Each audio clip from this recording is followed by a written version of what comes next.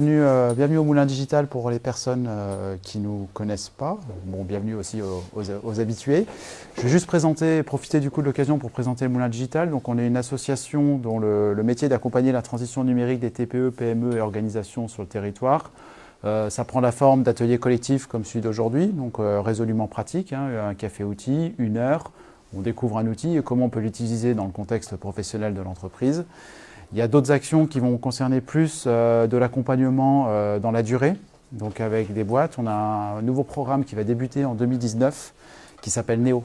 Donc, il va être un programme soutenu par la région Auvergne-Rhône-Alpes dont l'objet est d'accompagner les TPE dans le numérique. Donc, ça s'appelait auparavant Atout numérique. Voilà.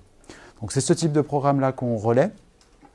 En plus de ça, on travaille également sur un label dont l'emblème est un coq. Vous l'avez peut-être vu dans l'accueil, c'est le label French Tech, où là, on intervient plus sur la partie innovation, à savoir, on accompagne plus les boîtes innovantes dans leur développement. Alors, on les accompagne en les mettant en réseau, on les accompagne en les amenant sur des salons, on les accompagne en facilitant la recherche de financement auprès de différents partenaires. Etc., etc. Donc on a un rôle un peu différent. Donc ce réseau, il s'appelle French Tech in the Alps. Il s'étend sur Annecy, Chambéry, Valence-Romand et Grenoble. Ça, c'est sur les métiers du Moulin Digital. Le dernier, c'est qu'on anime et on coordonne un réseau d'espaces de coworking qui est fédéré sous le nom CEDI.pro, dont l'objet est de permettre le développement de ces nouveaux modes de travail sur notre territoire. Je pense que j'ai fait la présentation. La présentation est assez complète. Le café-outil que je vous propose aujourd'hui, c'est Twitter. Alors, c'est pas nouveau, hein, on ne fait pas que des trucs nouveaux au Moulin Digital. On s'intéresse aussi aux réseaux sociaux qui fonctionnent depuis longtemps. Hein. Twitter, ça fait quelques années quand même qu'on en entend parler. Pourquoi aujourd'hui? Parce que c'est un réseau aujourd'hui qui est arrivé à maturité, donc qui est quand même intéressant. On peut commencer à voir les usages les plus importants sur ce réseau, à voir comment des professionnels des entreprises l'utilisent. Et j'ai essayé tout au long de la présentation de vous mettre en avant des entreprises locales plutôt que des grands groupes, pour voir comment des entreprises locales étaient amenées à l'utiliser. Alors vous verrez, parfois il y a des grands groupes sur certains exemples où c'est plus compliqué de trouver avec des TPE, PME. Mais c'est un réseau qui est orienté sur le contenu et qui a un vrai intérêt, je pense, pour pas mal de secteurs d'activité, mais on pourra en reparler.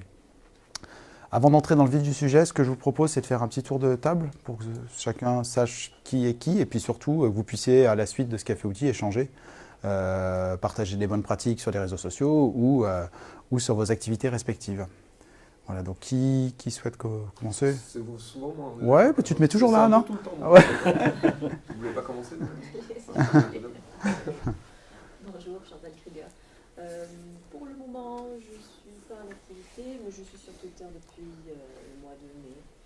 Et puis, dès que je serai en activité, je sors compte. Super. Bonjour, Lorraine Panaille, je suis chef de projet collaboratif en recherche d'emploi. Et j'utilise Twitter déjà depuis pas mal d'années, même en étant en recherche d'emploi. Oui, il y a même des hashtags dédiés à ça. Ouais. Moi, je suis Marie Pentecôte, je suis la chargée de communication de Cosme Bio, l'association de la cosmétique bio, on est à l'INED. Donc on utilise un petit peu Twitter, mais le but du café-outil, c'est surtout de savoir quels sont les types de contenus qui sont les plus pertinents pour ce type de réseau.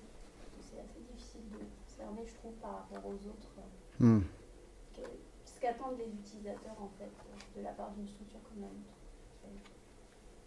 Pour en parler. Bonjour, je m'appelle Pascal Magouillard. Après 10 ans de marketing dans une société high-tech à Grenoble, je monte en consulting marketing de l'innovation en janvier-février. Et là, je reviens là parce que j'utilisais Twitter dans un contexte de com international très particulier avec des correspondants de SEO. Là, c'est moi que je vais devoir promouvoir. Donc, comme je dis souvent, je retourne à l'école pour ça. Okay. Bonjour, François Chandard. Je suis sur un nouveau produit qu'on a mis au point pour l'entretien des trottoirs pour éviter la repousse des mauvaises herbes. Puisque le phytosanitaire est interdit maintenant, il fallait trouver un produit de remplacement et on met ce produit sur le marché.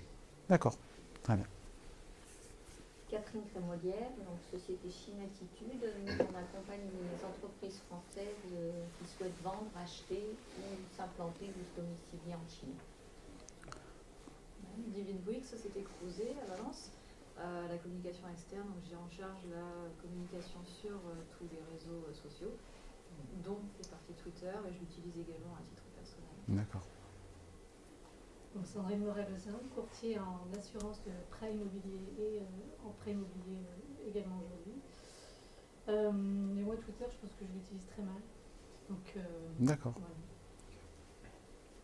Agnès Portal, société Suicide, je fais de la production musicale.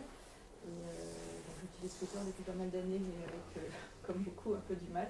Et là, avec un des artistes, on fait une sortie aux États-Unis, donc là on sait qu'il faut absolument être performant là-dessus. D'accord. Voilà. Bonjour, Anne-Marie Vinessiou, chargée de communication chez ATM Consulting. On utilise Twitter dans cette société, mais moi je ne l'ai pas trop utilisé auparavant, donc je voudrais apprendre un peu plus. Ok. Bienvenue. Bonjour, Gaëlle Kremer, je suis directrice marketing dans le groupe Pélidan. On est plasturgie. On fait de la plasturgie, on fait des produits pour les marchés TP, BTP. J'utilise beaucoup les réseaux sociaux, mais Twitter, c'est celui que je maîtrise le moins et je ne suis même pas convaincue de trouver mes cibles. Ça, c'est à voir. Mais Il bon, n'y aura pas une réponse 1-0 à la fin de la session, non, mais c'est à voir. Je me Ouais. dis, voilà, Mm. En fait, actuellement, on réutilise des contenus qu'on utilise sur d'autres réseaux. Sans traitement spécifique parce qu'on n'a pas forcément le temps à y consacrer, Ouais. vu que je ne suis pas convaincue par les cibles. Mais pourquoi pas. Bonjour, Benoît Burier, expert comptable. Et Twitter, je ne connais pas. J'ai créé mon profil ce matin. Bienvenue. Ok. Ça arrive spontanément. Christian Boissier, je suis membre de l'association ECTI qui accompagne les entreprises et les collectivités locales et tout ce qui est domaine de l'insertion professionnelle. Et je connais bien sûr Twitter, mais je l'utilise plutôt, je consulte Twitter. Je m'en sers pas pour l'aspect associatif, donc je vais voir si ça peut éventuellement vous intéresser. D'accord. Bonjour, alors moi je suis le gars qui voulait pas parler en premier et qui parle en dernier du coup. Tout seigneur, tout honneur. Je m'appelle Geoffroy, j'ai créé une société en juillet dernier qui s'appelle Osiris, après 15 ans passés dans la sécurité. Mon idée elle était simple, c'était de pouvoir proposer en fait un compromis entre ce que peut proposer un acteur local, c'est-à-dire la réactivité, la disponibilité, la proximité, mais tout en gardant la capacité d'innovation et les services que peuvent proposer les grandes entreprises. Donc on a réussi à synthétiser une offre là-dessus. Et c'est vrai qu'aujourd'hui, ça se développe plutôt bien, mais Twitter, voilà, on vient ici en se disant, est-ce qu'il n'est pas intéressant pour nous de communiquer un peu plus sur notre solution? Est-ce que ça ne nous permettrait pas d'avoir du lead? Voilà. Pour moi, aujourd'hui, Twitter, c'est la partie dans le haut-parleur qui fait les aigus, parce que j'ai jamais mis les pieds dessus, et j'ai pas fait le profil ce matin. Ok. Ok, bah effectivement, Twitter, on a la partie communication. Il y a une partie aussi que j'avais mis dans le titre, il me semble, dans l'accroche pour l'invitation, c'est la partie veille, s'informer, en fait. Parce que vous avez beaucoup de personnes qui utilisent Twitter, mais qui sont peut-être moins des profils publics, qui veulent se rendre visibles, qui vont commencer par l'utiliser pour s'informer eux-mêmes. C'est-à-dire faire de la veille, en fait. J'y reviendrai après, mais c'est un des usages aussi importants. Et après, pour la communication, il y a des sujets qui sont un peu surreprésentés sur Twitter par rapport à d'autres. Alors nous, on est dans la technologie, donc forcément, c'est un sujet assez important. Il y a aussi quelque chose qui n'est à pas négliger, c'est qu'il y a beaucoup de journalistes, médias, donc, et notamment de la presse spécialisée. Donc pour vos activités respectives, ça peut être aussi quelque chose d'intéressant. C'est le premier retour que je peux vous donner par rapport au tour de table. Allez, je vais juste faire un petit historique pour débuter. J'aime bien les petites évolutions de logo, c'est joli. Ça a été créé en 2006 quand même, donc ça commence à... Voilà, il y a une certaine maturité, hein, ça fait quelques temps. L'idée de départ, c'était des micro-messages, que du texte, 140 caractères. Ça a bougé depuis, puisqu'aujourd'hui on a 280 caractères. Pourquoi ça a bougé? Pour s'adapter aux autres réseaux sociaux et se démocratiser. Twitter voyait que son audience était en train de stagner, ils ont essayé de suivre un peu les Facebook, les Instagram, et ils ont augmenté le nombre de caractères. Ce qui était beaucoup critiqué par les gens qui étaient un peu les plus impliqués au début dans le réseau, où le 140 caractères, obligé d'être très très précis, directif. Vous verrez que 280 caractères, on n'a pas non plus une marge énorme pour faire plein de textes, mais voilà, ils sont revenus un peu sur cet ADN il y a quelques années déjà. Et bon, ça fonctionne quand même, hein, mais voilà, aujourd'hui c'est 280 caractères. Donc les petites évolutions de logo, on garde la même idée quand même. Voilà. Alors, l'idée de Twitter, à l'origine, c'était de dire on va partager des statuts de manière complètement publique. Vous vous souvenez, vous êtes sur Facebook, vous décidez, vous avez des amis, vous acceptez les amis, etc. Vous avez une page en tant qu'entreprise, il y a des gens qui vont aimer votre page pour la suivre, etc. Quand vous êtes sur Twitter, vous êtes quelque part, c'est pour ça que j'ai mis, un moment, j'ai mis pas réseau social, mais presque média social. C'est-à-dire que sur Twitter, le média, c'est un peu vous, quoi.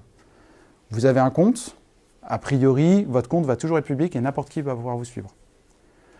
Par contre, vous n'êtes pas du tout tenu de suivre, il n'y a pas de notion de réciprocité comme sur un réseau social classique type Facebook ou autre.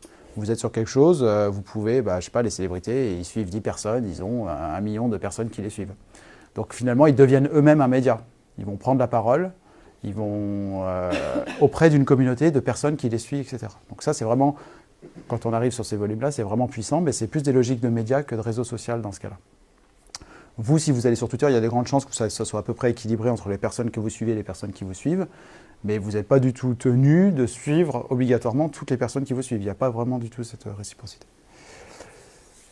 Ce que le réseau a apporté, c'est qu'il est essentiellement pensé pour le téléphone mobile, peut-être avant Facebook là-dessus, ils étaient en avance, donc il est massivement utilisé sur mobile, peut-être moins sur machine. Et ce qui nous montre aussi, c'est que c'est le réseau du temps réel, du live, des informations en live, puisque la durée de vie d'un message, je crois qu'elle est estimée à 30 minutes. Donc un tweet que vous publiez, 30 minutes après, plus personne ne le verra. Donc toute l'audience qui va capter, c'est dans les 30 minutes qui suivent sa publication. Et on dit, alors c'est plutôt empirique, que sa durée de vie est 3,5 fois plus courte que sur Facebook. Déjà sur Facebook, ça va vite aussi, les messages disparaissent assez vite. Mais on est vraiment sur de l'instantanéité du live. Donc ça, cette caractéristique-là, elle est souvent exploitée par les personnes qui organisent des événements.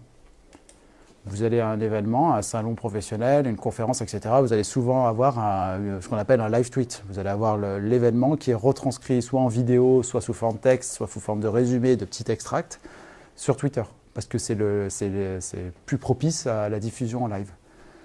Donc ça, c'est une des caractéristiques fortes du réseau. Si vous avez des questions, n'hésitez pas tout au long de la présentation. Alors un petit peu de vocabulaire, comment ça fonctionne. Alors tout ça, c'était un peu simplifié. À la base, il y avait tout un vocabulaire qui faisait qu'il y a plein de gens qui ne comprenaient pas trop comment ça fonctionnait. Maintenant, les médias nous en ont tellement parlé, Twitter, ils l'utilisent tellement que c'est quasiment rentré dans le langage courant, on va dire. Le tweet, c'est le court message, de 140 caractères, aujourd'hui de 280. Le retweet, qui est un des éléments les plus importants, et c'est ce qui permet la propagation de ces messages. Je fais un tweet, vous êtes intéressé par ce que je dis, vous dites tiens, ce message-là, il est intéressant pour moi et pour les personnes qui me suivent, vous allez le retweeter. Donc c'est le repartager, c'est le faire circuler. C'est l'équivalent du forward sur un email. Faire suivre, hop, je fais suivre, sauf qu'on le fait suivre à tous les gens qui vous suivent vous-même. Donc ça, c'est une caractéristique forte du réseau qui fait que parfois, vous allez avoir un tweet qui ne va pas du tout atteindre sa cible, on le verra sur les stats. Et puis une autre fois, pourquoi ? Parce qu'il y a quelques retweets, il va atteindre plein de monde parce qu'il s'est propagé très rapidement. Ça va vraiment dépendre, mais c'est une des caractéristiques fortes du réseau. Beaucoup plus importante que sur Facebook. Ensuite, vous avez la citation. Donc la citation, c'est le arrobase, qui a été repris par Facebook maintenant également. Vous voulez citer une personne, vous voulez citer une organisation, une entreprise, vous faites arrobase et vous commencez les premières lettres et il vous propose la suite pour que vous puissiez les citer. Quand vous citez une personne ou une entreprise, évidemment la personne est notifiée. On lui dit vous avez été cité par telle personne. Partie de vocabulaire qui a été repris aussi par tous les autres réseaux sociaux. Je ne sais pas si ça a été inventé réellement par Twitter ou si eux-mêmes l'avaient copié. Je crois qu'ils l'avaient copié également. Mais ils l'ont démocratisé, le fameux hashtag. Je crois qu'au Québec, ils disent mot-clic. C'est pour ça que je vous l'ai mis, c'est plus parlant. Donc le mot-clic, c'est un mot qui permet d'être suivi. Donc ça, c'est ce qui va donner de la transversalité au réseau. Sur les réseaux sociaux, vous avez tendance quand même à être en silo. Vous suivez une personne, vous suivez une entreprise, etc. Et finalement, la découverte de contenu, la découverte de nouvelles personnes, elle n'est pas aisée. Je suis sur Facebook, regardez à titre perso, par exemple, sur Facebook, vous avez vraiment souvent dans votre communauté que vos amis, mais vous n'allez pas, si vous avez des sujets, je sais pas, des centres d'intérêt très spécifiques, c'est pas sur Facebook que vous allez forcément aller les chercher. Vous allez plus aller sur des forums ou autres.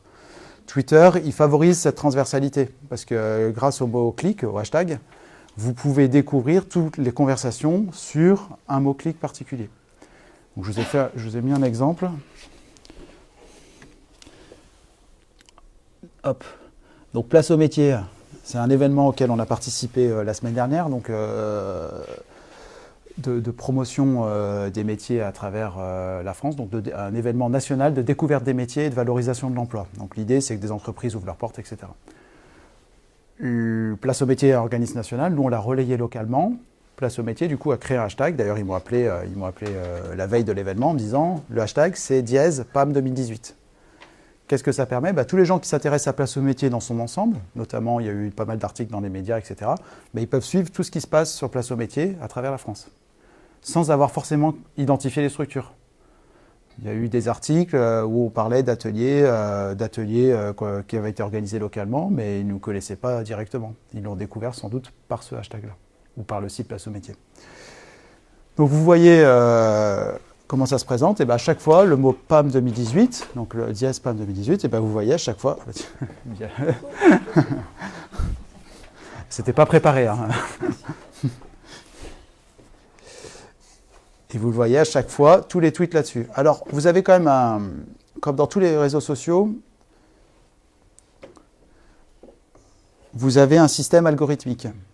Qu'est-ce que ça veut dire? Ça veut dire que PAM 2018, il y a eu peut-être 1000 tweets sur une semaine, mais vous avez un système, un logiciel de Twitter qui vous classe les tweets selon vos préférences, selon vos habitudes. Donc c'est ce qu'ils appellent populaire. Alors populaire, ça veut dire que c'est adapté à vous. C'est-à-dire que si parmi le hashtag PAM 2018, il y a une personne que vous suivez, ce qui doit être le cas avec toi, Lorraine, et du coup, il me met en avant les contenus des personnes que je suis en priorité.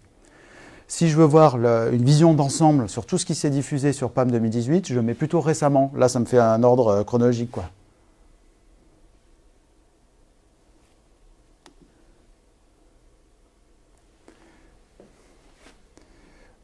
Là, il y a un truc qui n'a rien à voir. Donc, il y a le hashtag PAM 2018, il est utilisé par une activité qui doit faire des choses très belles, hein, le long des pontons. Et là, vous allez vraiment retrouver l'ensemble des messages sur ce hashtag-là. Donc, ce que j'applique là à un événement, imaginez-le dans vos secteurs d'activité sur des domaines d'expertise qui sont les vôtres. Toute l'idée qu'il va y avoir là-dessus, ça va être de trouver des hashtags pour suivre, identifier des personnes intéressantes dans votre domaine, etc., en utilisant des hashtags qui soient suffisamment ciblés, pas trop génériques. Si vous faites dièse entrepreneuriat, ça va être trop large en fait, vous allez trouver trop de trucs. Mais si vous êtes sur un domaine, je ne sais pas, tout à l'heure je prendrai l'exemple d'une boîte qui fait de l'agriculture, sur un domaine agricole, vous avez le hashtag AgTech, A-G-T-E-C-H. Ça vous permet, c'est une start-up, une boîte qui s'intéresse à ce domaine-là de l'agriculture et du numérique, va pouvoir suivre tout ce qui se fait dans les boîtes en France sur ces domaines-là. Donc le hashtag, ça peut être une bonne porte d'entrée pour obtenir de l'information. J'ai une question Oui. sur les hashtags, par exemple, pour faire référence à un événement là, type PAM 2018. Oui. Je me suis dit, tiens, il doit y avoir un hashtag, mais je ne sais pas lequel c'est. Ouais. Du coup, je sais plus, j'ai trouvé soit Place au métier, Ouais. soit hashtag, justement. Mais des fois, je ne sais pas où le trouver, en fait. Sur des événements? Oui. Ça, c'est à l'organisateur d'événements de le communiquer, ouais. De le communiquer en amont. D'accord. Donc effectivement, en toute rigueur, on aurait pu, une semaine avant, dire à partir de la semaine prochaine, place au métier départ, pour discuter, échanger sur ce domaine, dièse PAM 2018. Ça a pu être comme ça. Ça, c'est pour l'organisateur d'événements. Après, la boîte qui veut mettre son expertise sur un hashtag, elle va plutôt chercher, fouiller un petit peu, identifier les mots-clés. Là où c'est puissant, vous mettez dièse et le mot que vous voulez derrière. À partir du moment où vous mettez dièse, le mot devient cliquable. Juste pour le créer, c'est suffisant Ouais. de faire ça. Quand vous l'écrivez, vous mettez dièse et vous commencez à mettre les lettres qui vont bien derrière. Ce qui est utilisable sur tous les réseaux, ça. C'est utilisable sur tous les réseaux, les autres l'ont copié, mais sur Facebook, vous n'avez pas du tout l'intégralité de l'information. Vous mettez un hashtag sur Facebook, vous pouvez, mais vous cliquez dessus, vous n'allez pas découvrir des nouveaux. Sur Instagram, ça marche. Sur Instagram, ça marche. Sur Instagram, ça marche pareil que sur Twitter. Ouais. Donc, ce qui est intéressant aussi, c'est que, je vais le montrer après, mais quand vous vous présentez sur Twitter, votre profil, je vous le montrerai juste après, vous pouvez mettre des hashtags dans votre profil. Donc, ça va me permettre aussi d'identifier des personnes sur des domaines. Là, je regarde personne. Alors là, c'est un hashtag d'événement, mais toutes les personnes qui auraient mis un hashtag ciblé par rapport à ma recherche pourraient les trouver ici. Alors là, il y en a plein mal qui s'appellent PAM 2018. Mais sur des hashtags comme Actech, je pense que ça serait peut-être plus pertinent, je vais vous montrer. Du coup, sur Instagram, on peut s'abonner à un hashtag, sur Twitter, on peut ou pas? Oui. Oui, vous pouvez. Mais après, ça vous fait beaucoup d'infos, ouais. Le mieux, c'est de commencer à chercher le hashtag et identifier des personnes clés ressources par rapport à ce que vous recherchez. Sauf pour un événement où là, effectivement, ça dure une semaine, PAM 2018, vous cherchez, puis après, c'est fini. Mais alors, pour s'abonner à un hashtag, ça va être ici.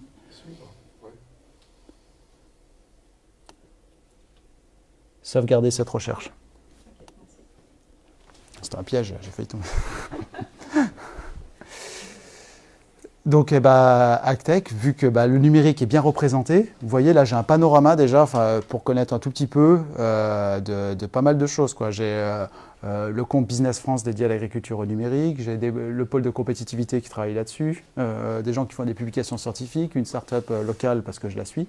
Vous voyez, j'ai déjà un panorama qui est assez intéressant et sur des domaines comme ça qui est peut-être plus pertinent que si j'allais taper Actech sur Google. Cela, j'ai tout de suite identifié les personnes ressources. Donc tout l'enjeu, c'est de trouver des hashtags qui soient correspondants par rapport à ce que vous faites, surtout mais qui soient quand même suffisamment ciblés pour pas entreprise, entrepreneuriat ou start-up, parce que là, vous allez avoir des millions de choses. Donc ça, c'est un des fonctionnements clés de Twitter qui permet plus de transversalité. Dernier sujet, peut-être moins important, ce qu'on appelle les trending topics ou les tendances les plus discutées. C'est ce que vous voyez dans la colonne ici. Donc là, c'est les sujets à la mode. Donc c'est des sujets globaux qui sont à la mode. Alors aujourd'hui, ils sont personnalisés, ces sujets. Donc vous avez les sujets qui sont référents aux infos nationales. Et en plus, souvent, il va vous en cibler par rapport à votre compte, à vous. Vous voyez là, par exemple, c'est écrit tendance pour vous. J'aurais pu modifier tendance pour France. Donc il n'est pas rare que moi, dans tendance pour vous, alors je ne dois pas être sur mon compte perso, j'ai des événements dédiés au numérique qui ont lieu en France. J'ai des hashtags, donc il suffit qu'il y ait un événement où il y a 1000 personnes, je ne sais pas, à Lyon. Il y en a 100 qui sont un peu actifs sur Twitter. Et moi, dans les tendances pour vous, il va apparaître au même titre que tout ce qui est relatif à l'actualité nationale. Donc ça peut, pour des organisateurs d'événements, vous pouvez un jour avoir votre hashtag qui est ici, s'il y a un événement un peu référence. Pour le reste, c'est plus de l'actualité nationale, c'est pas le plus important. Voilà, est-ce que sur le fonctionnement, vous avez tout? Je pense que là, sur la partie technique, entre guillemets, il n'y a pas plus à faire. Donc les utilisateurs, c'est quand même intéressant quand on va sur un réseau social, surtout sur la partie communication, de savoir combien il y a de personnes. Donc ils sont 326 millions dans le monde. Et il y a une étude Médiamétrie en France qui dit 20 millions. J'ai cherché les chiffres, je ne sais pas comment ils ont fait leur truc, mais 20 millions d'utilisateurs Twitter en France... c'est l'étude qui est beaucoup réutilisée dans la presse, mais franchement, je ne vois pas comment ils les ont trouvés. Wikipédia donne 2,6 millions, ce qui me semble plus crédible quand même sur 325 millions dans le monde. Ce qui me semble plus crédible par rapport à ce que j'observe que 20 millions, 20 millions en France, etc. Donc pour vous donner un ordre d'idée, Twitter c'est un gros réseau à l'échelle mondiale. LinkedIn, on a regardé, c'est 120 millions dans le monde. Ouais. Par contre en France c'est plus que 2 millions. Jean-Philippe disait 9 millions, d'après les chiffres qu'il avait. Donc ça c'est intéressant, je vous ai mis un petit peu alors c'est toujours cette étude de médiamétrie, donc je ne sais pas trop quoi qu'en penser, j'ai mis la partie qualitative, pas quantitative. Qu'est-ce qu'il nous dit? Il nous dit une répartition équilibrée homme-femme, il nous dit que le cœur de cible c'est les 35-49 ans, donc rien d'extraordinaire, et il nous dit que c'est une forte proportion de CSP+. Pourquoi? Peut-être parce qu'il y a beaucoup de médias, je sais pas, après c'est... Je ne sais pas si par rapport à d'autres réseaux, je vous ai mis les chiffres, mais je ne sais pas si par rapport à d'autres réseaux, je dirais que Facebook c'est tellement global, c'est tout le monde. Twitter, il n'y a peut-être pas tout le monde. Il y a quand même l'idée derrière de personnes qui ont envie de publier du contenu. Donc qui se mettent publier du contenu et de l'exposer à des personnes qui ne sont pas seulement leurs amis. Donc il y a cette logique-là qui est un petit peu comme sur Instagram en fait. On va publier du contenu pour tous et ce n'est pas tout à fait la même démarche, je pense. Date clé, alors celle-ci je l'aime bien, cette date clé. Donc là, une des dates clés sur Twitter, c'est 2009. J'ai mis le média, c'est vous. Est-ce que certains d'entre vous se rappellent de cet événement? C'est ça. Donc un avion qui a atterri sur la rivière à New York, et c'est un peu un événement clé dans l'histoire de Twitter, parce que c'est la première fois que les journalistes, donc Twitter n'était pas massivement utilisé comme aujourd'hui, mais c'est la première fois que les journalistes ont pu avoir le report en live d'une personne qui était dans le bateau, qui était juste en face de cet avion, qui envoyait les canaux de survie. Donc au même moment, par exemple, les organes officiels de communication, la compagnie aérienne, ne savaient pas où était l'avion en fait. Il avait juste disparu. Donc c'est-à-dire officiellement, l'avion, on ne savait plus où il était, mais sur Twitter, on voyait qu'il était dans la rivière à New York et qu'il y avait des bateaux d'un ferry qui étaient en train de sauver les gens, quoi. Donc c'est la première fois que, alors aujourd'hui c'est devenu courant, hein, maintenant que les événements sont diffusés sur Twitter avant les médias traditionnels, mais là en 2009 c'est la première fois qu'il s'est passé ça, où vraiment les médias ont été devancés par cette information live en temps réel qui est apparue sur ce réseau. Donc ça montre un petit peu la vitesse de propagation de l'information. Aujourd'hui, on en parle souvent du point de vue plus négatif de cette fameuse propagation d'informations, notamment tout ce qui est rumeurs, fausses nouvelles, etc. Mais ça reste une caractéristique intéressante du réseau et qui est là depuis le début. Donc aujourd'hui, effectivement, c'est une caisse de résonance des événements. On l'a vu avec même hier ou avant-hier, là, avec les parties, des choses comme les attentats, etc., avec toutes les dérives qu'il y a aussi de propagation de photos, de nouvelles, de fausses rumeurs, etc. Donc ça, forcément, Twitter y contribue également.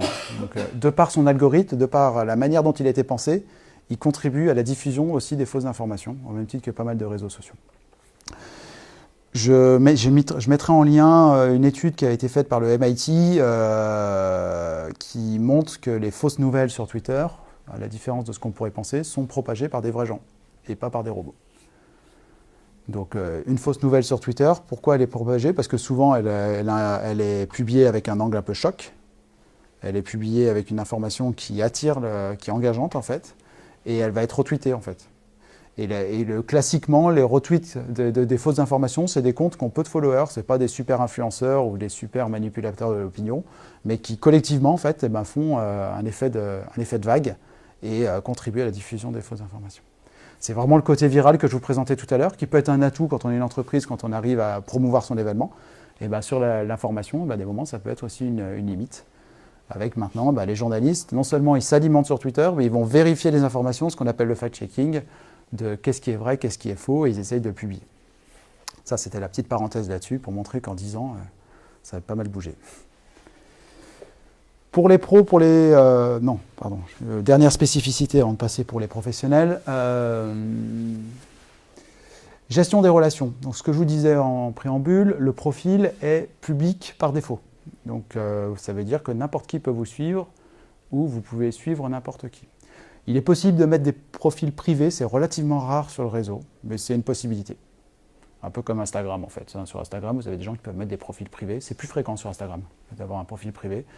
Sur Twitter, vous pouvez l'avoir, etc. Donc il n'y a pas à prouver des relations. Tout le monde peut vous suivre. Vous êtes juste notifié. Telle personne vient de s'abonner à votre compte. Donc ça veut dire qu'en tant qu'entreprise, quand on publie, on fait attention aussi à ce qu'on publie. Parce qu'on sait que voilà, on est sur un média, quoi. C'est comme on est nous-mêmes le média. Deux vocabulaires, donc les fameux followers. Donc c'est des personnes qui vous suivent et vous n'avez pas à prouver les relations. Donc en gros, c'est votre audience, si on se met d'un point de vue d'un média. Et vous avez les abonnements, c'est vous choisissez de suivre des personnes. Donc là, c'est vos sources d'information. C'est comment vous allez récupérer de l'information. Donc si on part sur un profil, là, on a le nombre d'abonnements, le nombre d'abonnés. Donc maintenant, ils l'ont traduit. Donc followers égale abonnés. Donc je sais pas, nous, on a par exemple 2308 abonnés. Et on a abonné à 594 personnes. Donc notre source d'information, c'est 594 comptes, ce qui est déjà pas mal. Je vous inviterai d'ailleurs, il y a des outils pour vraiment maîtriser l'info. Et les personnes qui le suivent, notre audience, c'est 2308. Donc ça, c'est les deux variables de base qui vous permettent de mieux comprendre. Ce que je vois ici, c'est les informations qui sont issues de mes abonnements. C'est ce que publient les 594 personnes que je suis, sélectionnées par Twitter. C'est-à-dire que je ne vois pas tout. C'est Twitter qui décide de m'en mettre certains avant, d'autres après, comme tout sur tous les réseaux sociaux en fait. Et Oui. imaginons que j'ai repéré un compte et j'aimerais bien que ça devienne un abonné, donc quelqu'un que je suis déjà en général, quelqu'un d'une entreprise, et que j'ai envie de communiquer et que j'aimerais bien que cette personne s'abonne, enfin me suive. Ouais. Alors, à part publier du contenu pertinent, est-ce qu'il y a des trucs Pour que la personne vous suive? On ne peut pas inviter en fait non plus. Non. D'accord. Non. C'est-à-dire que, je sais pas, je découvre... ouais, si je vais sur un compte, j'ai envie qu'ils me suivent. Pardon. Il y a aussi du contenu très engageant, mais qui est difficile parfois de résister à une image sur les réseaux sociaux. Donc là, un média, par exemple, dédié aux startups, effectivement, je m'abonne. Comment faire pour que lui s'abonne? Si c'est une personne, je pense que ça sera plus facile qu'un média. Derrière... Un message privé, Si, mais il faut que la personne vous suive. Ah. C'est même une bonne pratique. C'est un poil qui se prend la queue, en fait. Et ouais, c'est une bonne pratique. Bah ouais, mais vous pouvez pas envoyer un message privé On à... ne peut pas avoir son mail pour lui faire un mail? Non. Il faut utiliser la méthode de la dernière fois, contacter quelqu'un. Voilà, il faut contacter quelqu'un qu'on ne connaît pas. Ce qu'on peut faire peut-être, c'est si la personne... Donc vous suivez une personne, est-ce qu'elle a une actualité publique? Je ne sais pas, elle a participé à un événement, etc. Vous êtes à une conférence, vous pouvez la citer par exemple. Si elle a dit, je ne sais pas, une phrase qui vous paraît assez intéressante dans le domaine, vous pouvez citer la personne et ça va la citer. Elle va être notifiée que vous l'avez citée et peut-être que ça va la citer à vous suivre. Le mieux, je pense, c'est de la citer sur Twitter et d'aller lui parler dans la vraie vie, si c'est possible. Et là, du coup, c'est comme sur LinkedIn, en fait. Une fois qu'on a parlé à la personne, ah oui, d'accord, je vois qui c'est, il est intéressant par rapport à mon domaine, je vais le suivre. Mais c'est vrai que si vous suivez une super célébrité, il y a peu de chances que vous puissiez lui vendre votre produit facilement en message privé, quoi. Non, il n'y a vraiment pas la réciprocité, ouais.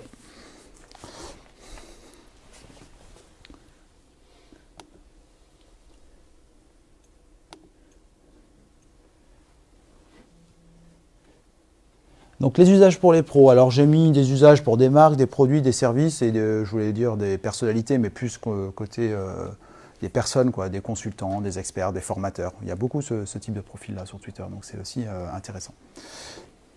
Donc j'ai essayé de prendre des exemples plutôt locaux, vous verrez, des boîtes que vous connaissez. Donc Twitter est un média social, ce que je disais, c'est pas uniquement un réseau, on est vraiment sur un média, il permet de créer un réseau thématique, un peu sur de l'expertise, sur des sujets clés par rapport à votre activité, de s'informer. Là, c'est la récupération pour vous récupérer de l'info utile par rapport à votre activité.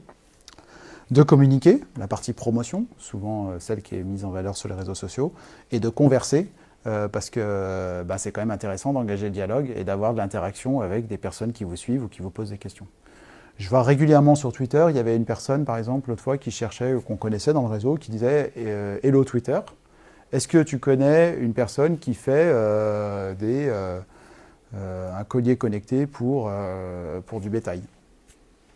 Donc elle demande à sa communauté, aux personnes qui la suivent, s'ils connaissent une personne là-dessus. Donc vous avez ce type de mise en relation, un petit peu comme sur un LinkedIn.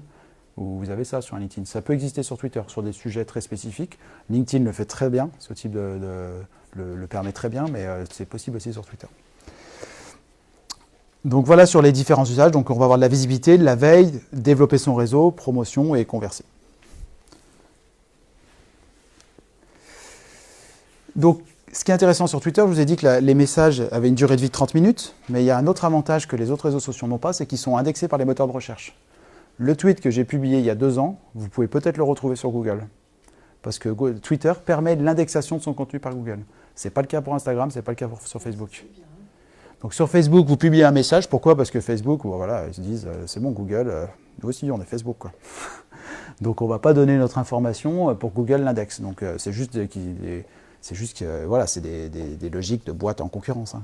C'est pas du tout technique. Hein. Potentiellement, en appuyant sur un bouton, tout le contenu de Facebook sera indexable par Google. Donc ils ne le permettent pas, mais Twitter, lui, le permet. Et je vous ai mis le premier tweet de l'histoire, le 21 mars 2006, par le fondateur de Twitter, qui nous marque « Je suis en train d'installer mon compte Twitter ». Et donc ça, vous pouvez le retrouver sur Google, ce premier tweet. Vous n'avez pas besoin de prendre le tweet de Jack de Jack et de remonter, de remonter 12 ans de tweets pour retrouver ce premier tweet. Hein. Il est indexé sur Google. Donc ça, c'est important, c'est sûr. Après, tous vos tweets ne vont pas être indexés par Google. Lesquels, franchement, je pense que c'est ceux qui ont le plus d'engagement. À mon avis, moi, ce que j'ai remarqué, c'est souvent ceux où il y a un lien. Alors là, sur celui-là, il n'y a pas de lien. Mais parce que c'est un tweet qui a 109 000 retweets. Donc, vous imaginez. Et puis, il y a encore des gens aujourd'hui, waouh, Twitter a changé ma vie, merci. Enfin, j'ai vu les commentaires. Donc, il y a encore des commentaires aujourd'hui sur ce tweet de 2006, quoi. Et il répond en plus. Il répond des fois. Donc, c'était rigolo. Mais certains tweets un peu emblématiques, souvent avec un lien, eh ben, vont pouvoir être référencés. Donc ça va pouvoir contribuer à ce qu'on appelle la réputation, l'image numérique de votre entreprise, de votre société, de votre activité sur les réseaux sociaux et sur Google. Donc ça, c'est intéressant. C'est intéressant aussi pour lier du coup monter des pages de référencement de sites internet, par exemple, des choses comme ça. Alors, les tweets sont référencés sur Google, mais les liens depuis Twitter, normalement, ils ne sont pas pris en compte pour le référencement. Oh, mais ça peut générer du trafic. Ça peut générer du trafic, ouais. Pas sur le référencement technique, mais effectivement, ça peut générer du trafic, tout à fait. Et puis, quand on tape le nom d'une société, on voit qu'elle a un compte Twitter aussi, bah, on peut aller fouiller, on voit aussi très rapidement les dernières actualités, les sujets sur lesquels elle se positionne. Alors que sur le site, on est sur quelque chose souvent de plus corporate. Voilà, vous avez prestations, c'est plus vitrine, etc. Derrière, ça ne vous dit pas qui est derrière le site, qu'est-ce qu'il fait et quelle est son expertise. Donc ça crée une relation de proximité qui est beaucoup plus importante qu'avec un site où on présente un produit. Donc il peut y avoir ce genre de stratégie. On a un site d'entreprise et soi-même, on a un compte à notre nom avec le nom de l'entreprise à côté. @Jack. Donc je reviens pas là-dessus, la partie instantanéité, caisse de résonance. C'est un réseau qui est assez horizontal. Entre votre compte et celui de Lady Gaga, bah, vous n'avez pas, ça se présente de la même manière. Vous n'avez pas une entreprise, Apple, et votre entreprise, et bah, finalement, le compte Twitter, il a la même tête, quoi. Un profil, un nom, une localisation, un site web. Donc il y a un côté qui est vraiment horizontal. Après, il y a des notions de réputation, évidemment, de notoriété, mais il y a un côté où, à la base, tout le monde a à peu près le même compte, quoi. Et ça a la même tête. Il y a la petite croix bleue pour les comptes vérifiés des personnalités. Ouais. Mais sur Facebook, par exemple, une entreprise, elle est dans une catégorie à part. Voilà. Vous avez les groupes, vous avez les profils, vous avez plein de choses sur Facebook. Là, on est sur quelque chose de beaucoup plus épuré, beaucoup plus simple, comme sur Instagram aussi. Pour les entreprises, je dirais que c'est pour les entreprises qui travaillent avec d'autres entreprises en B2B qu'il est le plus intéressant. Parce que finalement, si on travaille avec le grand public, je ne suis pas sûr qu'il ait ce réseau et toutes les qualités pour toucher le grand public, à part si vous vendez des objets technologiques. Je ne sais pas si vous avez vu tout à l'heure, quand j'ai ouvert mon mur, il y avait une pub pour un smartphone ou autre. Ouais, la machine à bien connecter aussi. Une machine à bien connecter. Ouais, mais ça, c'est vachement ciblé, c'est pour ça. C'est les algorithmes. Vendredi. Voilà, donc a priori, moi je le conseille plutôt par rapport aux activités pour les entreprises qui sont en B2B, et je le conseille aussi pour réseauter, identifier des experts, des personnes qui sont référentes dans votre domaine, et sélectionner ce qu'on appelle la curation de contenu, donc sélectionner des contenus qui sont pertinents par rapport à votre activité. Je vais y revenir. Donc le type de contenu, là c'est comme sur tous les réseaux sociaux, on est parti du texte en 2006, aujourd'hui on a photo, vidéo, petit montage, GIF, du texte et des liens. Voilà, donc comme sur... Oui. Moi, mon expérience, c'est parce qu'on s'est beaucoup posé ces questions-là de l'énergie pour y passer, on est monté à 80%. C'est les communicants de nos clients potentiels qu'on touchait, mais pas du tout les gens qu'on voulait toucher, qui étaient les décideurs, acheteurs. Dans quel secteur? Dans le monde de la radio, de la télé. D'accord. Effectivement, la production utilisait énormément, en particulier dans l'audio, la production utilisait énormément Twitter, mais nous, on n'était quasiment pas vus par les sites qu'on voulait toucher. D'accord. Donc, ouais. Voilà. Donc vous aviez évalué que c'était pas forcément, vos cibles n'étaient pas forcément là. Ouais. Et Facebook, parce que les utilisateurs, eux, les journalistes, etc., les utilisaient aussi. Ils utilisaient Twitter à titre professionnel et Facebook à titre perso. C'est ce côté-là, l'usage qu'on voulait toucher. Et donc moi, je suis resté partagé sur Twitter. Mais c'est un retour d'expérience qui est intéressant. Et sur la partie, dans votre activité, du coup, sur la partie pour toucher des journalistes, avoir la relation presse, ça passait par Facebook aussi? Parce que ces usages, ces groupes, tiens, machin, je connais l'homme, qui a vu la femme, etc. Tiens, essaye ce machin-là, c'est vachement bien, et c'est ça qu'on visait. D'accord. Non, c'est un retour intéressant. Hein. LinkedIn. LinkedIn, je dirais qu'il est plus puissant sur la partie réseautage. Mais par contre, sur partage de contenu de qualité, je pense que Twitter est au-dessus. Sur LinkedIn, les personnes ont tendance à se valoriser, à faire un peu de l'autopromotion. Sur Twitter, on est vraiment plus sur le contenu. Et la personne vient derrière, quoi. C'est le contenu qui est roi sur Twitter, plus que la personne. Alors que sur LinkedIn, très rapidement, c'est le profil, quoi. Ah oui, d'accord, il travaille là, il a fait ça. Okay. Et sur le volet promotion par Twitter, Ouais. est-ce que c'est une bonne idée ou pas quand on crée une actualité sur notre entreprise, je sais pas, un lancement de produit par exemple, ou un nouveau service, on va faire une actualité sur la page web, on va pouvoir le relayer sur Facebook, sur LinkedIn, et du coup sur Twitter, est-ce que le fait de relayer la même information sur plusieurs points de relais, c'est une bonne idée ou c'est une mauvaise idée? Il faut qu'il y ait des messages différents. Ouais, sur Twitter, un lancement produit, ce qui serait mieux, c'est d'avoir un événement associé. D'accord. Avec une petite vidéo. Après, potentiellement, vous pouvez faire ça et l'adapter après au vocabulaire en mettant les hashtags quand il y en a besoin, etc. Mais le mieux, c'est vrai que sur un lancement produit, ça serait de relayer sans doute ce lancement produit sur Twitter par un événement de lancement. D'accord. Quelque chose qui crée l'actualité, qui crée le moment, quoi. Voilà, je pense que ça serait... créer le buzz en fait sur Twitter un peu. Ouais, le buzz, après, je ne sais pas s'il y aura 1 million de personnes, mais créer effectivement un événement, un instant, quoi. Ouais. Je pense que ça serait le plus pertinent. Mais après, on ne peut pas faire ça pour toutes ces actualités. Hein. Donc, Par rapport à ça, moi c'est pareil, j'ai lié mon compte LinkedIn et mon compte Twitter, et c'est vrai que c'est super pratique. Ouais. Là, on fait 2 en 1. Et ça a du sens, du coup, ce que je disais, de publier la même information sur les deux ou... Mais justement, je me pose la question aussi. Des fois. Et des fois, je me dis, ouais, non, là c'est plus Twitter, Ouais. des fois, non, là c'est plus. Et madame directrice du marketing, qu'est-ce que vous en pensez, vous? En fait, je le fais quand même sur les deux. Mais... Ouais. Moi, je n'utilise pas beaucoup Twitter actuellement. Je pense que effectivement, nos cibles, c'est principalement les journalistes sur Twitter. Ouais. Mais nos clients, ils sont pas. Nos potentiels clients, même indirects, ils n'y sont pas forcément. Ça, c'est possible. Sur la LinkedIn et Facebook. Donc, c'est pour ça qu'en fait, nous, on utilise les contenus qu'on crée pour principalement LinkedIn et on les réutilise sur Twitter. Ouais. Ou quand on a des événements qui sont plus liés à la politique ou liés à des journalistes, là, effectivement, à focaliser sur Twitter. Ok, merci. Mais bon, en fait, j'essaie d'ouvrir aussi, hein, parce que les choses évoluent. Hein. Même les réseaux évoluent constamment. Ouais. Ce qui était vrai l'année dernière et plus forcément vrai cette année, quoi. Ouais, voilà. Des fois, il faut tester pour voir. Après, ce qui est différent aussi, c'est, je pense, dans l'accroche qu'on a, parce que le message, la façon dont on va le verbaliser est différent entre Twitter, où déjà il faut aller à l'économie parce qu'on est limité en caractères, et on ne va pas s'adresser de la même façon, que ce soit sur LinkedIn ou sur Twitter. Mais je sais que nous aussi, parce que Twitter est hyper demandant si on veut garder une visibilité, souvent on a derrière le même contenu qui est partagé, même pour des lancements de produits. Par contre, c'est la façon dont on s'adresse aux personnes qui est beaucoup plus directe. C'est ce que j'allais dire. C'est pour ça que le même message sur LinkedIn et Twitter, je le ferai, mais par contre, partagé avec les outils automatiques, c'est peut-être pas forcément... Parce que sur LinkedIn, on ne met pas de hashtag, par exemple. Oui, parce que c'est la question.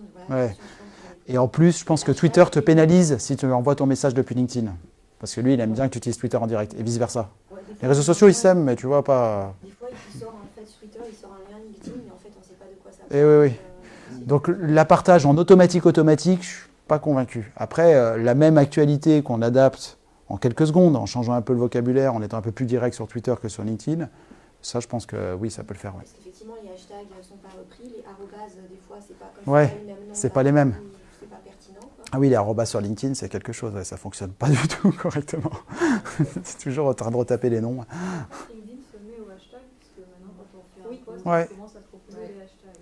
Mais je pense pas qu'il y ait d'utilisation derrière. Non, mais ça mange pas de pain pour le futur. Non. On les met tout le temps. Non, parce que le hashtag, il y a deux intérêts. Il y a pouvoir favoriser la recherche d'informations par d'autres personnes, donc la fameuse transversalité. Je pense qu'elle fonctionne quasiment que sur Twitter. Sur Facebook, elle ne fonctionne pas. Et puis, il y a mettre en valeur un mot-clé. Sur Facebook, c'est ça. Le hashtag, c'est qu'on veut mettre en valeur ce mot-clé. Personne ne va le cliquer, a priori, ce mot.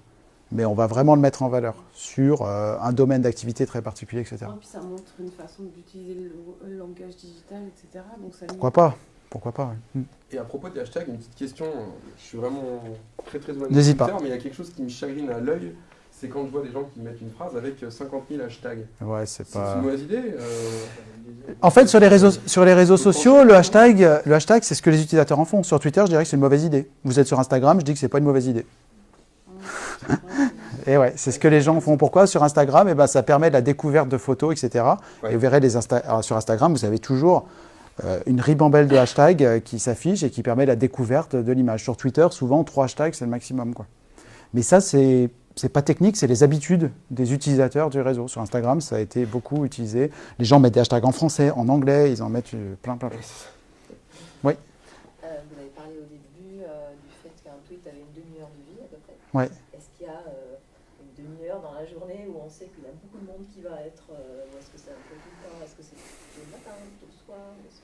Ça, il faut regarder l'analytics par rapport à votre communauté. C'est difficile de donner une réponse globale. On regardera l'analytics. Après, je vous montrerai les stats, nos stats. Mais c'est difficile. Ça, je serais difficile. Ouais, On parlera peut-être au moment de la veille, parce que qui s'interrompt toutes les 5 minutes parce qu'il y a un truc facile.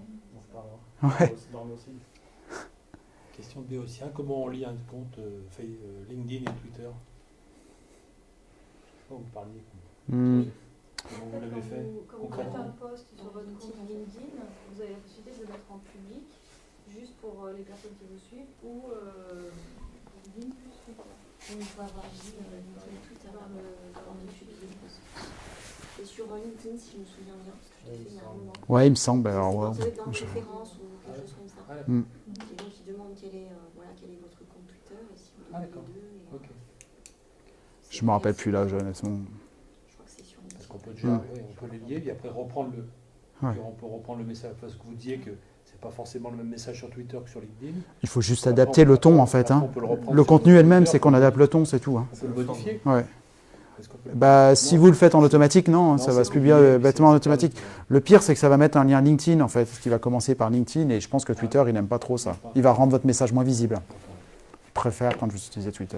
Et LinkedIn, c'est pareil, il préfère quand vous utilisez LinkedIn. Allez, donc maintenant, je rentre dans la partie très concrète, avec des exemples locaux. Donc, on commence, on crée un profil, on va construire son image, on va essayer de construire sa réputation. Donc là, j'ai pris une boîte juste à côté, Caperly, qui est sur un secteur particulier, ils font des jeux sérieux. Et bah, paf, ils placent tous les hashtags qui correspondent à leur cible, mais qui correspondent aussi à ce qu'ils sont, à ce qu'ils veulent véhiculer. Je ne sais pas, intelligence collective, Sesame-Box, je crois que c'est leur produit. Donc ça, ils positionnent ces hashtags-là pour montrer aussi leur marque. C'est leur marque, en fait, ces hashtags-là. Donc là, c'est plus mettre en valeur un mot que espérer que plein de personnes cliquent sur Sesame-Box pour découvrir tout ce qui se dit sur les Sesame-Box. Ensuite, vous avez une localisation, un lien vers un site internet. Et voilà. Donc ça, c'est la clé d'entrée sur Twitter. C'est valable pour les personnes, c'est valable pour les entreprises. Ça a la même forme. Donc en tant que personne, eh ben, vous vous présentez rapidement. Si vous êtes en tant que professionnel, vous pouvez mettre aussi un ou deux hashtags par rapport à vos secteurs d'activité. Ça, c'est quand vous avez créé un compte, ou ce que vous avez fait ce matin, du coup. Donc, vous avez dû compléter votre profil à un moment donné. Ouais. Donc, rédiger sa bio, photo de profil, identifier vos sujets de prédilection avec des hashtags. Je pense que c'est la bonne porte d'entrée. Et ça, souvent, ça ressort bien sur les moteurs de recherche, pour revenir tout à l'heure sur le contenu indexé. Ensuite, un des sujets importants qu'on voit moins, mais sur lequel, moi, par exemple, à titre personnel, j'utilise beaucoup, c'est pour s'informer. Twitter vous permet de vous informer en suivant des personnes ressources que vous avez identifiées, dans des domaines alors particuliers. Moi, c'est vrai que c'est plus facile, parce que dans mon domaine, il y a beaucoup de gens sur Twitter. Et de suivre des hashtags ciblés, éventuellement de suivre vos concurrents. Ça peut être intéressant quand même de savoir un peu ce que ces concurrents font. Suivre des conférences en live, je n'ai pas pu aller à une conférence. Il y avait des sujets, un instant qui m'intéressait, je vais le suivre sur Twitter grâce au fameux hashtag comme PAM 2018 tout à l'heure. Donc ça, il y a une bonne pratique là-dessus, parce que vous avez vu, le compte Moulin Digital, il a 594 personnes patriées, qui datent depuis plein d'années. Si je me mets à suivre ça pour ma veille, je vais vite perdre du temps en fait. Je vais avoir de la surcharge d'infos et ça ne va pas être très pertinent. Donc vous avez un outil qui est intéressant qui s'appelle les listes sur Twitter. Vous pouvez créer des listes privées, publiques.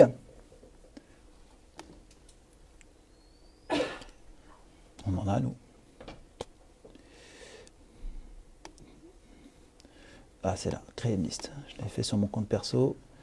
Je l'ai fait sur un deuxième compte, en fait, pour la démo. Pardon.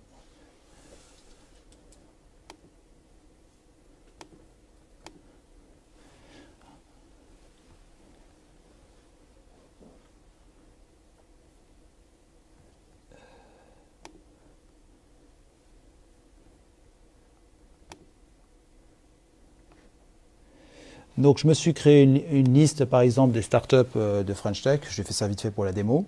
Dans cette liste, j'ai affecté toutes les entreprises de notre territoire qui font partie de notre réseau. Bon, j'ai commencé de le faire. Ça me permettrait finalement de suivre les infos qui concernent uniquement les entreprises de mon territoire. Pareil, vous pouvez vous faire des listes privées-publiques, donc là celle-ci elle est publique, vous pouvez très bien les mettre privées et de décider, de dire, eh ben là c'est ma liste sur l'industrie du futur, l'industrie 4.0. J'ai peut-être 4 personnes qui me paraissent très intéressantes sur ce domaine. Dans ma liste, je vais mettre que 4 personnes. Et quand je vais faire ma veille, je vais directement aller sur cette liste. Je ne vais pas passer sur la page d'accueil de Twitter, je vais directement aller sur la liste. Sinon, je vais reverrai la photo avec le TGV et le sanglier là, qui me sort de mon travail. Donc du coup, pour éviter cette surcharge d'informations, d'être parasité, ben, ça peut être un outil très très intéressant. De vous faire des listes thématiques très ciblées. Donc ça, les professionnels de l'information l'utilisent beaucoup en fait. C'est pas la partie la plus visible, mais c'est vraiment assez intéressant. Mais ça veut dire que, là je prends voilà, ce que j'ai sous les yeux, EVK, si EVK elle fait partie de ta liste, ouais. Ça veut dire que tu ne le vois plus dans ton fil? Si, je le vois quand même dans mon fil. Tu vois mais moi, c'est-à-dire que j'estime que mon fil, il y a trop de trucs. Ouais. Si je veux avoir une information sur les boîtes locales, je vais voir cette liste-là. Je ne le fais pas là sur le compte French Tech, je l'utilise sur mon compte personnel. Si je veux avoir une information sur les technologies pour l'éducation, les MOOC, parce que ça m'intéresse, et ben je me suis fait une liste avec 4 experts, pas plus, dans ce thème-là. Donc du coup, j'ai préféré... Des deux façons. Ouais, et vous avez public-privé. Alors faites attention, parce que si vous voulez suivre vos concurrents et que vous faites une liste concurrents à éliminer, et qu'elle est publique, ça peut être gênant, quoi. Donc, du coup, faites bien des listes privées. Il y a la deuxième possibilité, je l'ai mis en bonne pratique, c'est peut-être se faire un compte dédié à la veille. Vous avez votre compte entreprise, et vous pouvez vous faire peut-être un compte dédié à la veille. Bon, ça vous fait gérer 2 comptes. Donc, vos concurrents, de l'information sur votre marché, de l'information sur des tendances par rapport à ce que vous faites. L'idée, c'est dans les listes, vous ne mettez pas trop de monde, vous faites des listes ciblées, et vous les suivez avec régularité. Et évidemment, ça marche uniquement si les personnes qui vous intéressent, ce que vous disiez tout à l'heure, sont sur Twitter. Si elles ne sont pas sur Twitter, ce n'est pas la peine de faire ça. Donc, partie veille et recherche d'infos. Promouvoir, la partie promotion. Donc, Twitter se prête très bien aux événements. Donc, je vous ai mis 2 exemples de boîtes locales qui font de la promotion des événements. Donc, c'est des événements auxquels elles ont participé, des salons. Vous allez à un salon, bah, Twitter se prête très bien à la diffusion de ce type d'infos.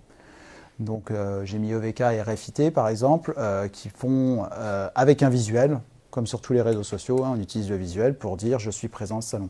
Donc là c'est en amont du salon, enfin je pense, je ne vais pas vérifier, en amont du salon avec le numéro de stand, le nom du salon. Et là c'est le live du salon, un instant T sur ce qui se passe au salon Polytech, par exemple. Donc, 2 exemples clés là-dessus sur... Ce qui peut être intéressant quand vous faites ça, c'est de ne pas parler que de vous, c'est aussi de parler également des partenaires, des gens avec qui vous y êtes.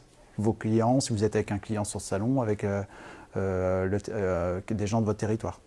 Je reprends Polytech, je ne sais pas si eux ils l'ont fait. Voilà. Nous sommes, dernier jour pour se rencontrer sur Polytech, sur le stand Valence Roman. Donc ils étaient sur le stand Valence Roman, ils citent Valence Roman. À coup sûr, leur tweet, il a eu beaucoup plus de visibilité, parce que Valence Roman, à mon avis, en voyant ça, a dû dire bah, super, une boîte qui parle de nous, on repartage. Et ils ont dû propager le truc. Donc quand vous pouvez citer les personnes, c'est vraiment une bonne pratique dans la partie promotion.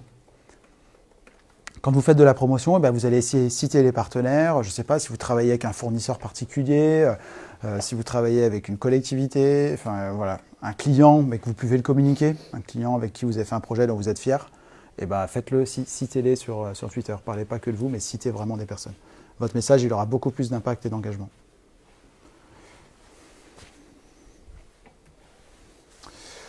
Ensuite, la partie promotion, on peut publier du contenu. Vous avez du contenu à valeur expert, donc du contenu que vous avez publié par exemple sur votre site, super, mais par contre votre site, vous venez de le lancer, vous n'avez pas trop de visibilité. Ça vous embête, vous avez fait un article intéressant sur les solutions de sécurité, et vous n'avez pas trop d'accès, il n'y a pas beaucoup de monde qui le voit. Bah, Twitter, ça peut être l'occasion de le promouvoir un petit peu plus loin. Je prends une agence locale de Karim Bourras, là, à Nîmes par exemple. Ils ont un truc sur leur blog, un article en plus comme il se fait bien sur les réseaux sociaux, 6 mauvaises habitudes des commerciaux dans l'industrie, etc. Vous voyez un peu le type d'article. Et ben, ils vont le promouvoir sur Twitter en mettant voilà les bonnes résolutions pour 2019. Donc en quoi c'est intéressant? Premièrement, ils ont fait l'article sur le site, donc ils vont le relayer et le faire connaître. Deuxièmement, ils ont un titre assez accrocheur. Et troisièmement, ils le contextualisent par rapport au moment, je l'ai mis hier, vous voyez, résolution 2019. Donc on est vraiment dans l'actualité. Ils recréent l'actualité par un article peut-être qu'ils ont fait il y a 3 mois, je ne sais pas, je ne vais pas vérifier. Mais du coup, ils l'ont ancré dans le moment, dans l'instant T, en parlant bonne résolution pour 2019. Ça, c'est une bonne solution et ça permet d'attirer des personnes sur son site. Souvent, quand on est une entreprise, qu'on fait de la promotion, le but quand même, c'est de les faire venir tôt ou tard sur votre site. Parce que le site, c'est l'outil, votre outil de communication, mais c'est surtout votre outil de conversion. C'est là que vous allez générer des contacts. Vous allez rarement générer un contact directement sur Twitter, ce n'est pas l'objet du réseau social.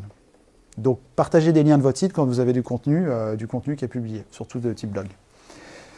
Toutes les activités ne publient pas plein de contenu. Il y a la deuxième possibilité, ce que j'ai pris un retweet de Carbon Bee. Eux, ils sont dans un domaine, donc je vous parlais de l'agriculture numérique. Ils ont vu un article sur Usine Nouvelle, qui est un média un peu référence dans les entreprises, qui parlait du digital pour l'agriculture française avec des experts. Et ils se disent, moi j'ai lu cet article, je le trouve intéressant par rapport à ce que je fais, je suis dans le même ordre d'idée, je le repartage à toutes les personnes qui me suivent.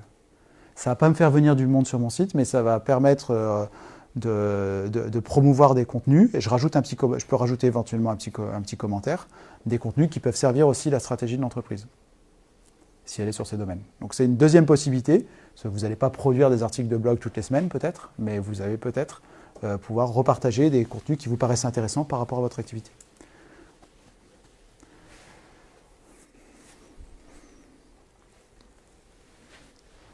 Troisième pratique, valoriser sa communauté. Donc c'est toujours dans la même idée de ne pas parler que de soi.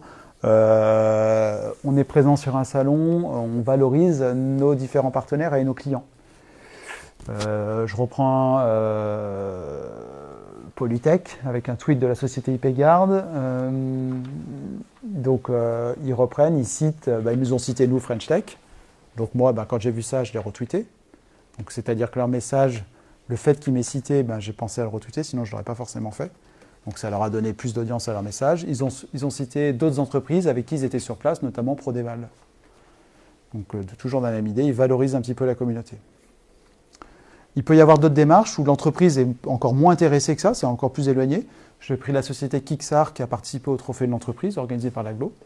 Et eux, ils ont eu un coup de cœur du public, ils ont trouvé que c'était intéressant. Donc une asso qui forme et donne des chiens d'assistance pour enfants diabétiques, ils repartagent ça parce que c'est porteur de sens pour eux. Donc ça, c'est tout ce qui est la communication autour de l'entreprise, plus ses valeurs que son produit, ses services, etc.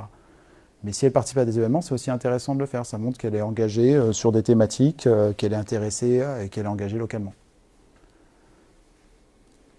Voilà, après ces 2 exemples, on peut les dupliquer par plein d'activités, plein d'actions, plein d'événements. Vos coups de cœur, j'ai mis des initiatives porteuses de sens.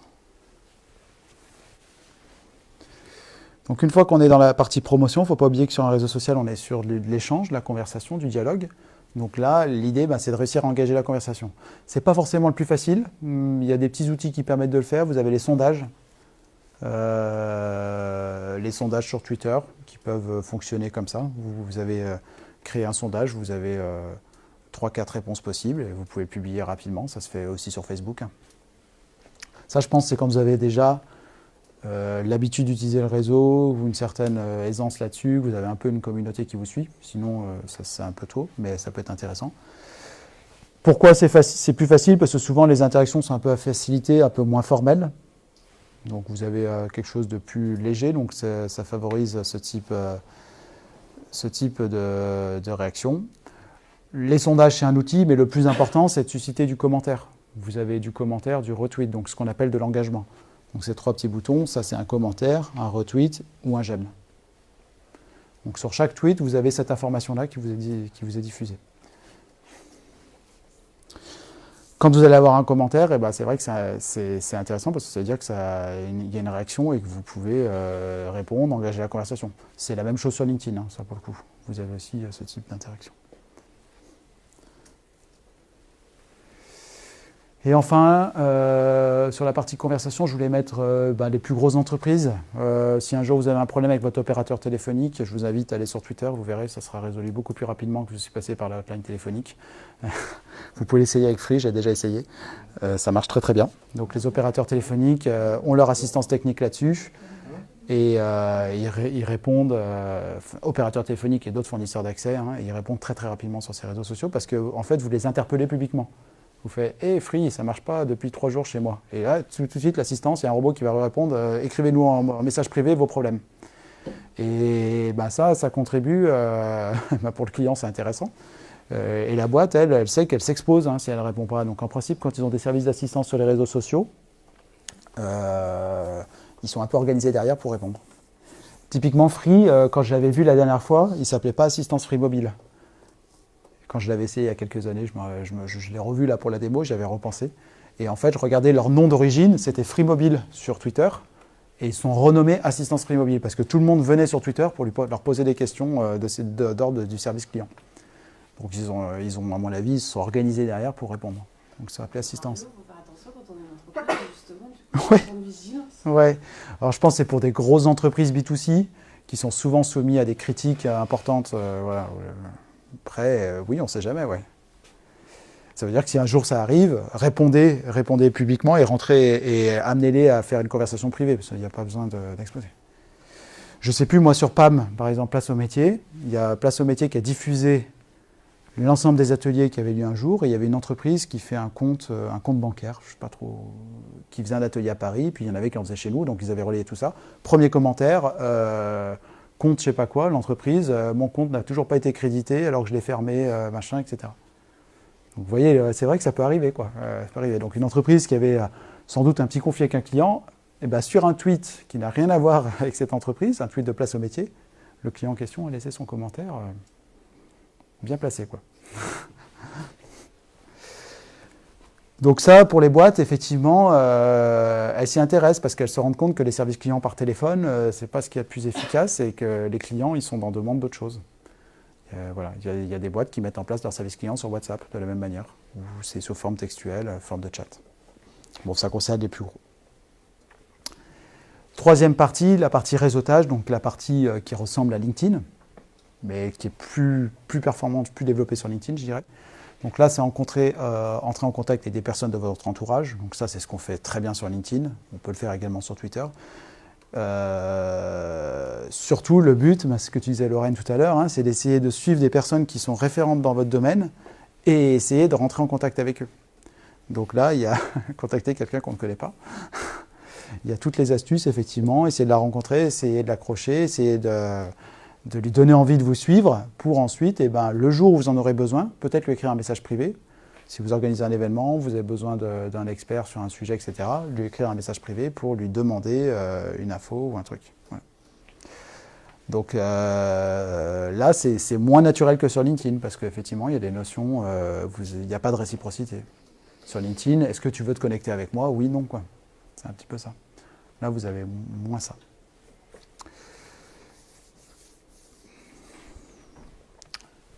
Partie analytics, alors comme tous les réseaux sociaux, ils ont développé des outils de mesure, de stats. Pourquoi? Parce qu'ils espèrent nous vendre de la pub, évidemment. Ils veulent nous vendre des tweets sponsorisés.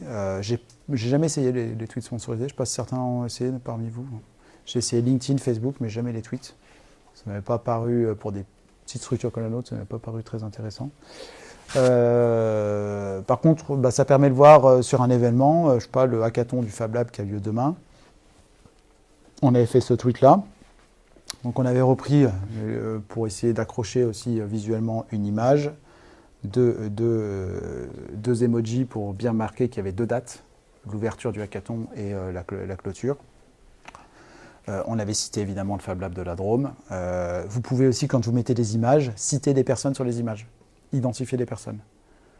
Vous participez au salon Polytech. Vous pouvez soit faire @Valence Aglo comme ils l'ont fait tout à l'heure, soit sur l'image, citer Valence Aglo. Ils seront notifiés de la même manière. Quand on tweet un lien, il y a forcément une image qui apparaît comme sur Facebook. Oui, il le fait aussi, ouais. Pas forcément, ça dépend du site qu'il y a derrière. C'est-à-dire que si le site derrière, il n'a pas son image en vignette, elle n'apparaîtra pas. Mais vous pouvez ajouter. Dans ce cas-là, ça peut être pertinent de rajouter une image, on peut Oui. Moi, j'avais pas de lien là. Si, j'avais un lien. Non, j'avais pas de lien. Non, parce que le lien, c'est juste l'image en fait. Il m'a créé un lien d'image. J'avais juste mis une image. Mais oui, des moments, des liens, il va vous mettre une image. Tous les sites de presse, ils vous auront une image. Mais après, il y a certains sites, il ne vous en mettra pas. La plupart du temps, il en met un. D'accord, parce que là, on peut en rajouter une image. Plus un lien? Vous pouvez, ouais. Ça vous fera 2 liens par contre. Ça apparaîtra comme 2 liens. Le lien de l'image, pic.twitter.com, le lien du site. D'accord, il n'y a pas l'image qui va s'afficher en dessous. Si, elle s'affichera quand même en dessous, mais elle apparaîtra également en lien. Il y a les deux. Donc ensuite, vous avez un nombre d'impressions, qui est le nombre de vues. Vous avez le nombre d'engagements. Donc là, c'est les fameuses réactions, le nombre de j'aime, de retweets, d'ouverture de détails, de réponses, d'engagement sur le média. Voilà. L'impression, ça veut dire juste Vues. Vues. Donc l'impression, ce n'est pas totalement le critère le plus important. Si vous avez une news avec un lien, le critère le plus important, c'est le nombre de clics. Et ça vous permet d'évaluer si c'est pertinent pour vous, de faire de la promotion là-dessus, etc., etc. Vous allez le voir par rapport à ça. Et ça, vous l'avez pour chaque tweet. Chaque tweet, vous avez toute une interface Analytics Twitter, je conclus là-dessus, qui vous permet de mesurer tout ça.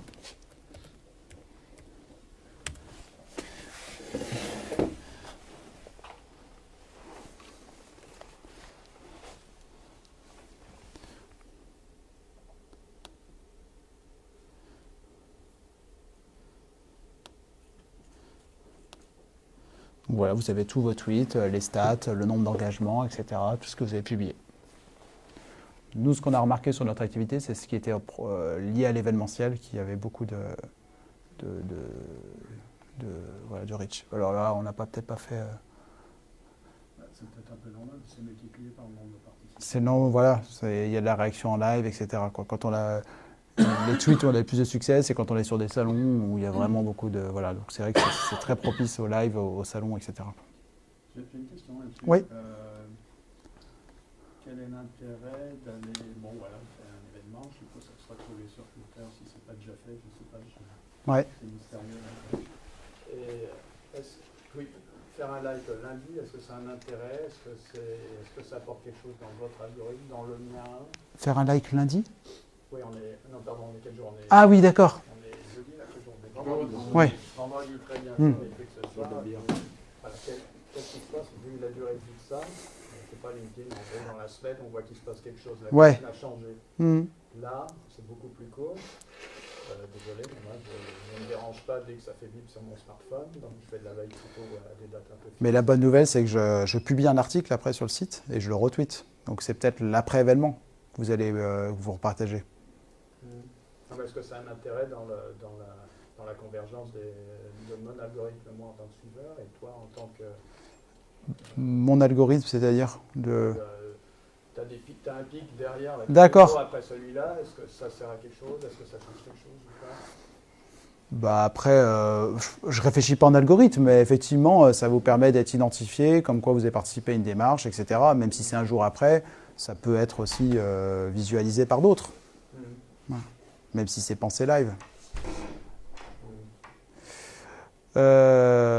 Voilà sur Twitter. Est-ce que vous avez des questions? Qu'est-ce que je voulais vous montrer d'autre sur l'analytics? Oui. Sur l'analytics, parce que ça c'est vraiment l'analytics de Twitter. Ouais. Il y a d'autres outils comme Twittermenu, des choses comme ça.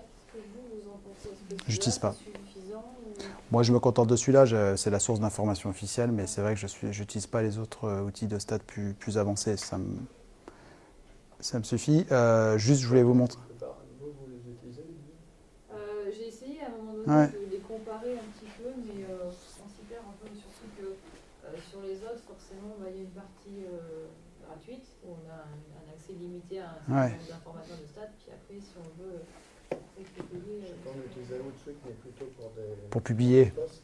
Pour publier tout de suite, oui. Justement, c'était décorrélé, on a arrêté, c'était décorrélé de l'exploitation. Juste une petite parenthèse là sur l'événement international qu'on a fait. C'est vrai que vous disiez ma cible n'est pas sur Twitter. On avait des entreprises qui témoignaient sur l'événement international et j'ai essayé de les citer en live. J'étais là-bas sur mon téléphone et en fait ils n'étaient pas sur Twitter. J'ai pas pu les citer quoi. Donc je les ai cités comme ça. Crouzet, voilà, vous êtes sur Twitter, mais les autres n'étaient pas sur Twitter.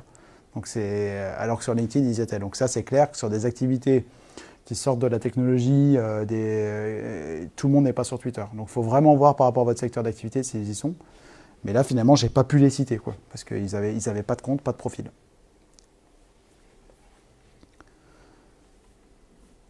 Voilà, on peut mettre des emojis aussi, vous avez vu, j'ai mis des emojis Noël. On peut s'amuser, quoi. Les soucis pour les photos, les vidéos par rapport au format. Ah bon? Vous le faites depuis votre téléphone? Non?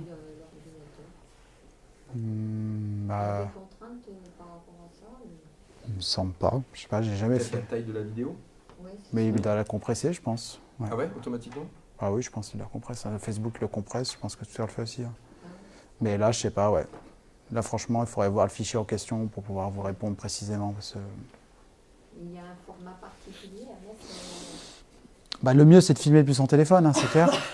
Parce qu'au moins, ça se fait tout seul et ça fonctionne. Mais après, normalement, c'est du MP4, je pense. Mais là, j'avoue qu'il faudrait voir le fichier pour. Est-ce que vous avez des questions? Est-ce que ça vous a donné envie d'y aller? Est-ce que vous avez envie de voir un petit peu... Peut-être que la bonne pratique que je peux vous conseiller avant de vous lancer, c'est de voir déjà dans votre domaine qui y a là-dessus. Ensuite, si vous voulez y aller, ça va être de définir un peu une idée éditoriale, c'est-à-dire que vous avez une activité où on a des produits, des services. Qu'est-ce que vous avez envie de montrer sur les réseaux sociaux? C'est pas juste montrer vos produits, vos services, sinon c'est votre site. Qu'est-ce que vous avez envie de montrer autour de ça? C'est peut-être ça qui peut être assez clé pour savoir si vous y allez, comment vous y allez.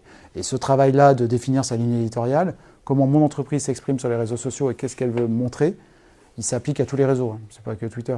Que vous soyez sur LinkedIn, Facebook, Instagram, etc., ça s'applique sur tous les réseaux. Après, vous avez des cibles différents selon les réseaux. Pensez réseau, apprendre en faisant, donc ça c'est pareil. Ne pas hésiter à suivre des événements en live, de réagir en live à des tweets. Ne pas être uniquement dans la publication comme si on publiait juste pour capter des prospects, mais aussi de s'investir et de suivre ce qui se fait ailleurs. Une marque, un produit que vous aimez bien, un expert qui vous paraît important, référent, etc. Et de le retweeter, un article qui vous a semblé emblématique par rapport à ce que vous faites.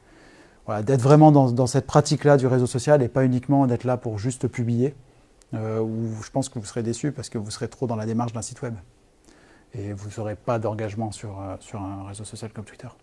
Alors que si vous valorisez d'autres initiatives, des choses qui font du sens, ça sera plus pertinent, je pense.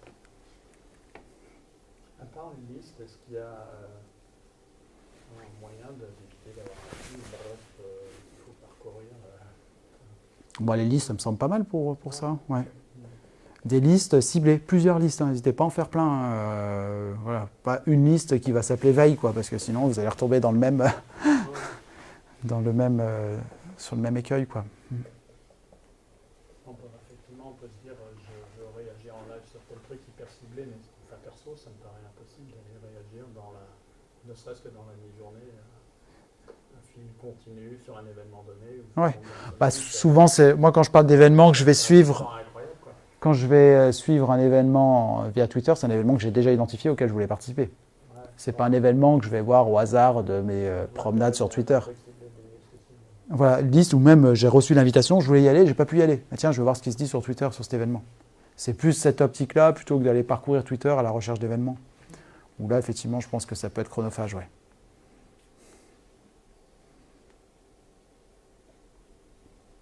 D'autres questions? Merci. Eh bien, c'était la dernière pour cette année. L'année prochaine, on n'a pas planifié. Il faut qu'on lance nos... si vous avez des idées, d'ailleurs, n'hésitez pas à me les soumettre. Hein, avec Jean-Philippe. Je t'ai entendu parler plusieurs fois d'Instagram. Ouais, j'ai déjà fait ça cette année, il me semble. Ouais. Alors, c'était avant. Ouais. J'ai déjà fait cette année, mais voilà, on va proposer. On a fait 10 cafés-outils cette année. 10 cafés-outils, donc c'est ce qu'on fait à peu près chaque année. Chaque fois, les supports sont publiés sur notre site internet, lemoulindigital.fr. Donc n'hésitez pas à y aller. Côté actualité Moulin French Tech, on a un événement la semaine prochaine qui s'appelle le Pitch Presque Parfait. 2 entrepreneurs qui vont présenter un projet innovant. C'est jeudi prochain, c'est le Pitch Presque Parfait, c'est juste avant les vacances. Voilà, c'est notre dernier événement. événements de la saison. Et juste avant, il y aura un événement en partenariat avec le cabinet Inextinso sur les secrets d'innovation, sur notamment tout ce qui est dispositif, donc plus technique là, c'est moins crédit, impôt, recherche, etc., pour financer les entreprises innovantes. Donc un événement technique et un événement plus pas récréatif, parce que c'est des vrais projets avec des vraies personnes qui vont nous présenter leurs projets, mais plus dans la bienveillance, d'essayer de voir un petit peu... Qu'est-ce que c'est comme projet? Ah ça, il faut venir. D'accord. Ah, il faut venir, ça. Sinon, et c'est la surprise, sinon vous ne venez plus après. Vous avez un petit teasing, quoi. Non, pas de teasing sur Pitch Presque Parfait, ouais. Donc l'idée, vous venez au Pitch Presque Parfait, vous avez 2 entrepreneurs qui présentent leur projet, et l'idée c'est de les aider et de leur poser des questions sur ce que vous en avez compris, etc. Vous allez faire leur public test. Voilà. Et ça se veut, c'est pas un jury, vous mettez pas des notes et tout, mais c'est plus... Ça dure 1 heure, entre midi et 13h. Et souvent c'est midi, 13h30. On déborde. Merci à vous. Merci.